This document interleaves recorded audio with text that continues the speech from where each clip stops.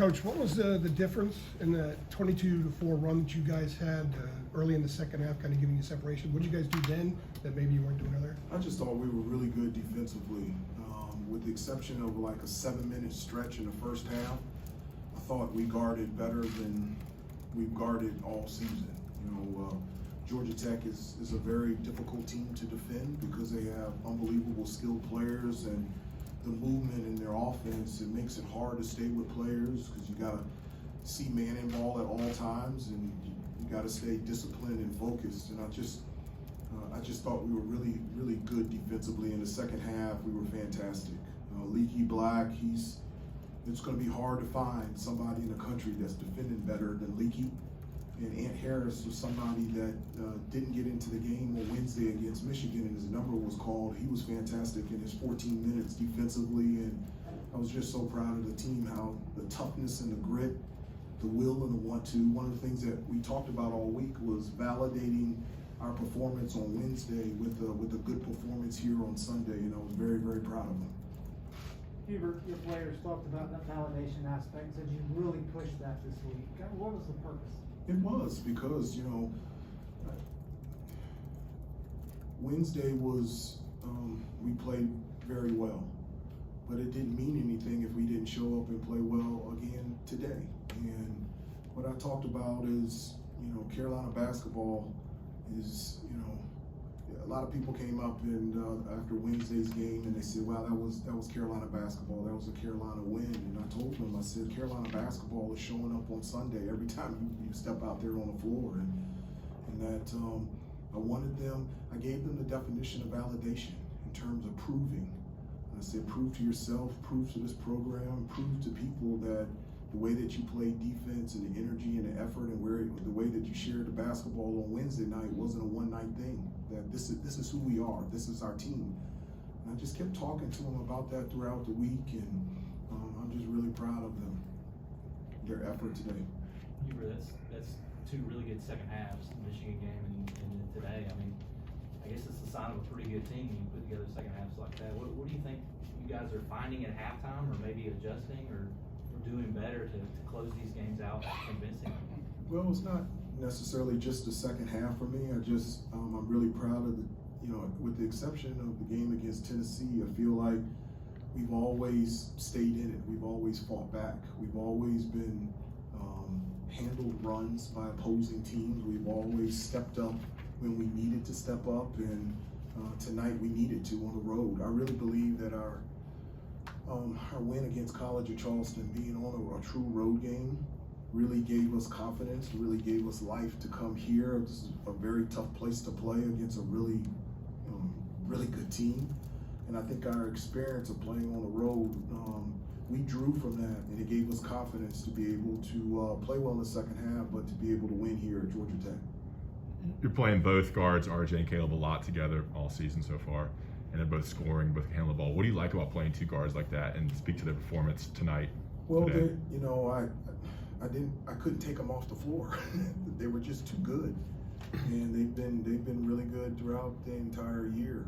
One of the reasons that I love playing 2 point guards, before I got into coaching, I never looked at it that way. And then we had Joel Berry and Marcus Page, and I said, wow, that's pretty good. That's nice to have 2 ball handlers out there that you can never be pressed, you can never be taken out of your offense, and you got multiple playmakers that can make plays for your team. And that's what we have in RJ and Caleb.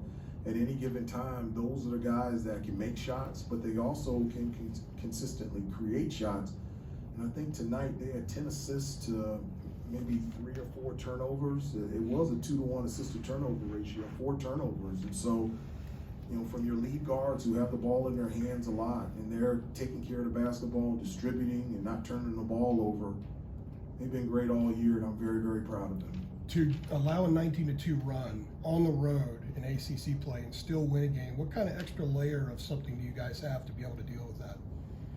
Well, this I've said before that it even goes past, having a sense of validation for this team and for this program.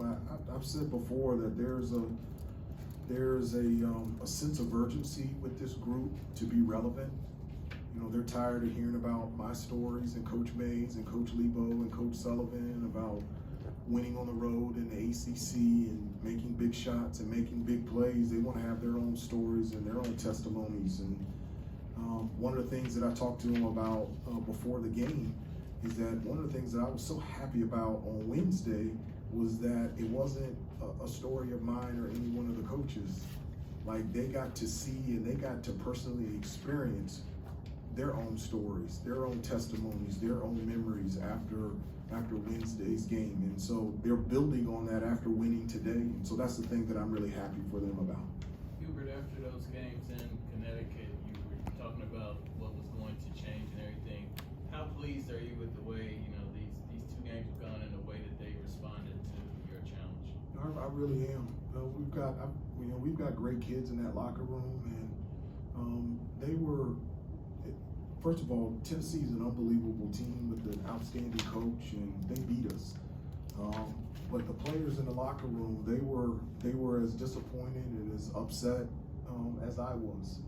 And I'm so thankful that after that loss, we did have to play a game against UNC Asheville, but then it gave us an opportunity to have a week of practice. And I think sometimes you play in so many games, you're in game mode, but where you get better is in practice. And so from that UNC Asheville game to Michigan, we had 8 days off. And even though that it was during the Thanksgiving break, we had an opportunity just to reinforce our foundation and build principles that we had talked about all summer and all preseason. And we were able to get back to our foundation. So I'm really thankful that we had those 8 days, not to have to really prepare for a game, that we could practice and get better at the things we needed to improve on. Take one more if there was one. Hubert, Leaky and Anthony both spoke about the impact of your positive praise and how it's affected them. In terms of your coaching style, philosophy, is that intentional? Is that just who you are? How would you describe that? That is intentional. I love to encourage. I think it's important to encourage people. I don't think you don't have to look very far to get somebody to be critical of who you are. And it's all filtered through my own experience. I remember growing up and everyone, you can't play at Carolina, you can't do this, you can't do that. And growing up, I had 2 people that said you could play at North Carolina. It was my dad and my football coach. That's it. And so, I love to encourage. I love to build people up. And I like to hold everyone, the players and myself, accountable. But it's amazing what can happen when you just encourage somebody, when you tell somebody good job or I really appreciate your effort. It just lights people up. Everybody needs it. And I really, a part of my coaching, a huge part of my coaching is encouraging the players. I tell them that when we watch film, I want 2 things to happen. 1, to learn, and 2, to encourage. We never watch film to call somebody out. I even stole something from Monty Williams, who's the head coach of the Phoenix Suns. I played with him 2 years at the New York Knicks. One of the things that he constantly says, he calls his players up. And I love that. He may hold them accountable, but it's built and with encouragement. And I think that's the best way to coach, and that's what I love to do. All right, thank you, Coach Davis. We'll get Coach Bassner there. A couple things. Season highs for North Carolina.